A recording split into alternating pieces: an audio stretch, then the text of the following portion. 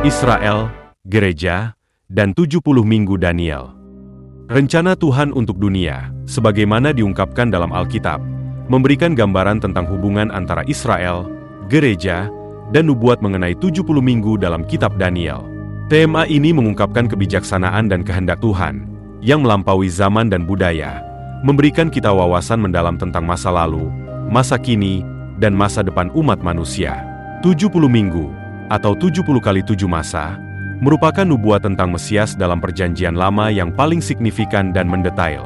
Daniel pasal 9 dimulai dengan Daniel yang berdoa bagi Israel, mengakui dosa bangsa itu terhadap Allah dan memohon belas kasihan Allah. Ketika Daniel sedang berdoa, malaikat Gabriel menampakkan diri padanya dan memberinya penglihatan tentang masa depan Israel. Dalam Daniel 9 ayat 24 hingga 27, Tuhan menyampaikan kepada Nabi Daniel sebuah penglihatan tentang 70 minggu yang secara simbolis mengacu pada periode 490 tahun. Periode ini dibagi menjadi 3 bagian. 1. 7 minggu pertama, atau 49 tahun. Dimulai dari perintah untuk membangun kembali Yerusalem, hingga selesainya pembangunan kota tersebut. 2. 62 minggu berikutnya, atau 434 tahun.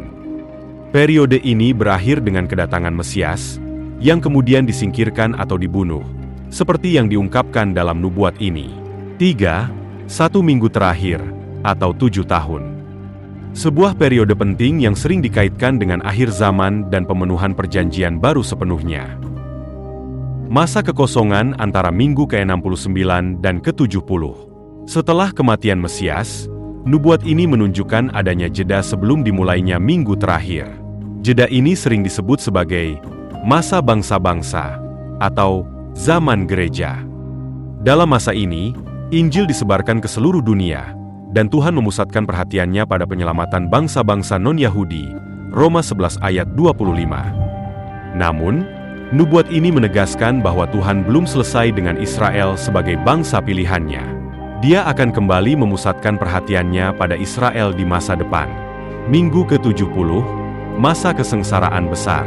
Minggu terakhir dari nubuat Daniel dikenal sebagai masa kesengsaraan besar, yang akan dimulai dengan munculnya seorang pemimpin besar, sering diidentifikasi sebagai Antikristus.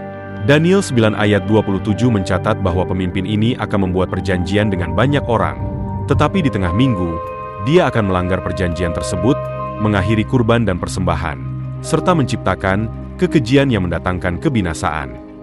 Kitab Wahyu dan kitab-kitab nubuat lainnya memperluas pemahaman tentang periode ini, mencatat berbagai bencana, penghakiman, dan kebangkitan Israel sebagai pusat rencana Tuhan. Peran gereja dalam rencana Tuhan. Gereja memiliki peran unik dalam masa jeda ini, yakni sebagai alat Tuhan untuk menyebarkan Injil ke seluruh dunia.